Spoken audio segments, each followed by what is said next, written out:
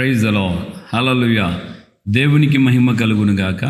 క్రీస్తు యేసునందు నా ప్రియమైన దేవుని బిడ్డలని మీ అందరికీ ఉదయకాలపు శుభములు తెలియజేస్తున్నాం. మన ప్రభువును రక్షకుడైన యేసయ్య ఇంతవరకు ఆయన మనల్ని కాపాడి సంరక్షించారు. అదేవిధంగా మన కర్మెల్ రివైవల్ మినిస్ట్రీస్ ద్వారా దేవుడు అనుగ్రహించుచున్న ఈ అనుదినపు అభిషేక వర్తమాన కార్యక్రమాలు మనకు ఆశీర్వాదకరంగా ఆధ్యాత్మికమైన అభివృద్ధికి తోడ్పాటునిచ్చేదిగా ప్రభువు యొక్క ఆత్మ ద్వారా ఈ యొక్క పరిచర్య చేయడానికి ప్రభు సహాయం చేస్తున్నారు. దీనికి మీరు అయ్యా ఆ దేవుని యొక్క ప్రేమలో దీవించబడుతున్నారని మీ ప్రార్థనలు, మీ సహకారం, అనుదినము దేవుని యొక్క వాక్యాన్ని తప్పగా మీరు వింటూ బలపడుతూ ఉన్న దాన్ని బట్టి నేను దేవుణ్ణి ఘనపరుస్తున్నాను. దేవునికి స్తోత్రం. హల్లెలూయా. సో ఈ దినపు దేవుని యొక్క లేఖన భాగంలో నుండి మనం గమనించినట్లయితే బాధలలో కలుగు సంతోషం. బాధలు వస్తాయి, రాక మానవు. శ్రమలు వస్తాయి, రాక మానవు. కష్టాలు వస్తాయి, రాక మానవు. అలాగే నష్టం మనకు రాక మానదు. కానీ వాటిల్లో సంతోషం మనం గమనించాలి, వాటిల్లో ఆనందం మనం గమనించాలి.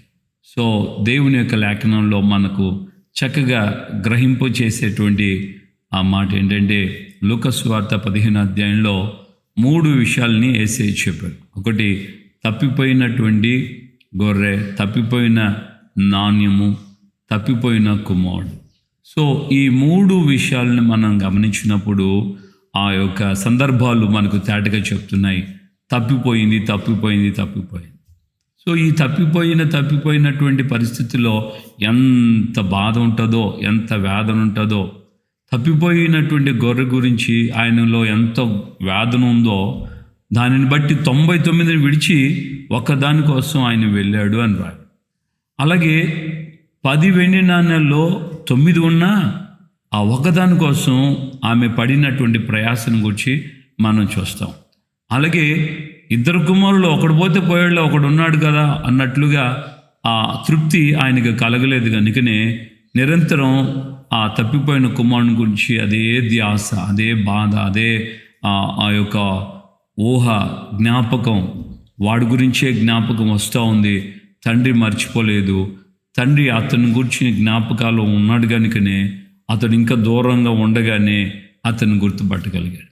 సో దేవుని బిడ్డలారా, జీవితంలో ఆధ్యాత్మికంగా కానీ శారీరకంగా కానీ మనకు కొన్ని కష్టాలు, పోరాటాలు, శ్రమలు, నష్టాలు, ఇబ్బందులు, బాధలు, వేదన, నిందలు, అవమానాలు రాక మానవు. కానీ వాటిల్లో మనము సంతోషాన్ని పసిగట్టాలి, సంతోషాన్ని పొందుకోవాలి. ఈ 3 సందర్భాల గురించి యేసయ్య చెప్పినటువంటి మాట ఏంటంటే ఆయన 99ని విడిచి తప్పిపోయిన దానికోసం వెతకడానికి వెళ్ళాడు అని రాయి. 9 నాణ్యాలున్న పక్కన పెట్టి ఒకదాని కోసం దీపం వెలిగించి ఇల్లంతా ఊడ్చి వెతకడం ప్రారంభించింది. అలాగే ఆ యొక్క తప్పిపోయిన కుమారుని కోసం తండ్రి గారు నిరంతరం ఆయన హృదయంలో అతన్ని మర్చిపోక ధ్యానిస్తూ అతని గురించి, అతని యొక్క రాక కోసం, అతని యొక్క విషయాల నిమిత్తమై ఆలోచన కలిగి ఉన్నాడు కనుకనే ఆ తండ్రి అతన్ని గుర్తుపట్టగలిగాడు. ఈ 3 సందర్భాల్లో కామన్గా ఉన్నటువంటి వర్డ్ ఏంటంటే వెతకటం. సో సామెతల గ్రంథం చెప్తుంది 8వ అధ్యాయంలో, నన్ను వెతుకువారు, నన్ను జాగ్రత్తగా వెతుకువారు నన్ను కనుగొంటారు అని రాగాడు. దేవుని బిడ్డలారా, ఈ రోజున మనం ఏమైతే పోగొట్టుకున్నామో, ఏమైతే మనకు లేదు అని మనం లాస్ అయ్యామని బాధ, చింత, దుఃఖం నీకు కలిగి ఉందో దానిని నువ్వు మళ్ళా తిరిగి దేవుని వద్ద నుండి పొందుకోవడానికి నువ్వు వెతకటం ప్రారంభించావు. నువ్వు సెర్చ్ చేయటం ప్రారంభిస్తే, వెతకటం ప్రారంభించినప్పుడు దేవుడు తప్పకుండా నువ్వేమైతే పోగొట్టుకున్నావో వాటన్నిటిని తిరిగి ఆయన నీకు అనుగ్రహించు దేవుడే ఉన్నాడు. దేవునికి మహిమ కలుగును గాక. హల్లెలూయా. సో ఈ యొక్క ఉదయకాలమందు దేవుని యొక్క సన్నిధిలో నీవు గుర్తించాల్సినటువంటి మాట ఏంటంటే, సంతోషం కోల్పోయావా, ఆనందం కోల్పోయావా, రక్షణను కోల్పోయావా, లేకుంటే నీ కుటుంబంలో ఏది కోల్పోయావు, ఏది నీకు లోన్లీనెస్, లేకుంటే నీకేదో సమస్యగా ఏదో పోగొట్టుకున్నటువంటి ఆ మనోవేదన, ఆ బాధ ఏమైతే ఉన్నాయో వాటన్నిటి నిమిత్తమై దేవుని సన్నిధిలో వెతుకు. అలాగే దేవుని దగ్గర వాక్యంలో వెతుకు, ప్రార్థనలో వెతుకు, వాక్యంలో వెతుకు, సహవాసంలో వెతుకు. వెతకటం, దేవుని సన్నిధిలో ప్రార్థన చేసి నువ్వు వెతకటం ప్రారంభిస్తే దేవుడు తప్పిపోయిన వాటన్నిటినీ మళ్ళా నీకు తిరిగి అనుగ్రహిస్తాడు. దేవునికి మహిమ కలుగును గాక. కనుక ఈ బాధలలో సంతోషానికి దేవుడు నీకు అత్యధికమైన ఆనందాన్ని కలిగించడానికే బాధ, వేదన, కష్టం, కన్నీళ్ళు, దుఃఖం అనేది దేవుడు అప్పుడప్పుడు మనకు అనుమతిస్తూనే ఉంటాడు. ఆయన ఆలోచన ప్రణాళిక అంతా కూడా చాలా ఉన్నతమైనది, మహోన్నతమైనది. కనుక ధైర్యపడుకు, చింతించుకు, దుఃఖపడుకు. దేవుడు నీకు ఈ ఉదయకాలం ముందు చెప్తున్నాడు, నీ బాధలలో దాని వెనక దాగి ఉన్న సంతోషాన్ని గుర్తుపట్టు. ఇతరుడైన యోబుని గురించి మనం గమనిస్తే ఆయన అంటాడు, ఇలాగూ నా చర్మం అంతా ఇంకా చీకిపోయిన తర్వాత కూడా నా మటుకు నేను నా కన్నులారా నా విమోచకు నేను చూస్తాను. ఆ విశ్వాసం ఆయన్ని బలహీనపరచలేదు. ఆయనకున్న ఆ విశ్వాసమే ఆయన దృఢపరిచింది, ధైర్యపరిచింది. దేవుని ఎదురు నుండి రెండంతలైన ఆశీర్వాదం పొందడానికి కారణమైంది. ఉదయకాలం నువ్వు కూడా దేవుని సన్నిధిలో విధంగా ధైర్యంగా ఉండు. రెండంతలైనటువంటి ఆశీర్వాదాన్ని, నిత్యానందాన్ని దేవుడు నీకు అనుగ్రహిస్తాడు. ప్రార్థన చేసుకుందామా? ప్రేమగల తండ్రి, మీ పాదాలు స్తోత్రాలు.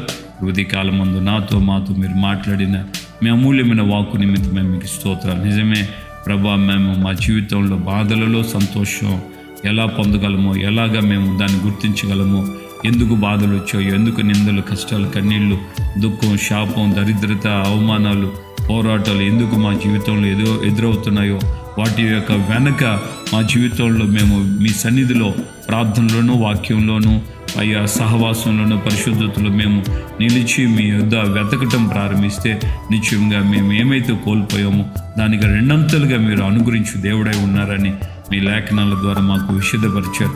ఈ మాటలు విన్నటువంటి నీ బిడలమైన మేమందరము మా జీవితంలో అయ్యా పరిశుద్ధతలో, అయ్యా మేము మీ యొక్క ప్రభు మీ సన్నిధిలో మీ పాదాల దగ్గర వెతకటం ప్రారంభిస్తే, ప్రార్థనలోను, వాక్యంలోను, అయ్యా సహవాసంలో వెతకటం ప్రారంభించినందువలన మేము రెండంతలుగా పొందగలమని మీ ఆత్మ ద్వారా మమ్మల్ని పురికొల్పారు. అందుకే మీకు స్తోత్రం. ఈ మాటలు విన్న ప్రతి హృదయం ఆనందిస్తూ నీ సన్నిధిలో రెట్టింపైనటువంటి ఆశీర్వాదాలు, రెట్టింపైనటువంటి దీవెనలు, రెట్టింపు సంతోషం, సమాధానం అనుభవించినట్లుగా సహాయం ఇచ్చండి. ఘనత, మహిమ, ప్రభావాలు మీరు మాత్రం పొందుకుంటూ ఒక్కొక్కరిని మీరు ఆశ్రయించి దీవించమని యేసు నామంలో ప్రార్థన చేసి పొందుకున్నాము తండ్రి.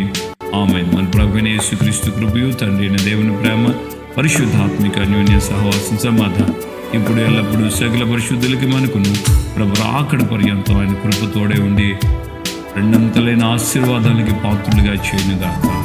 ఆమేన్, ఆమేన్, ఆమేన్. హల్లెలూయా. ప్రభు పేట అందరికీ వందనాలు. నిశ్చయంగా దేవుడు మనకు రెండంతలైన ఆశీర్వాదాలు ఆయన అనుగ్రహిస్తాడు. బాధలలో సంతోషాన్ని మర్చిపోడు.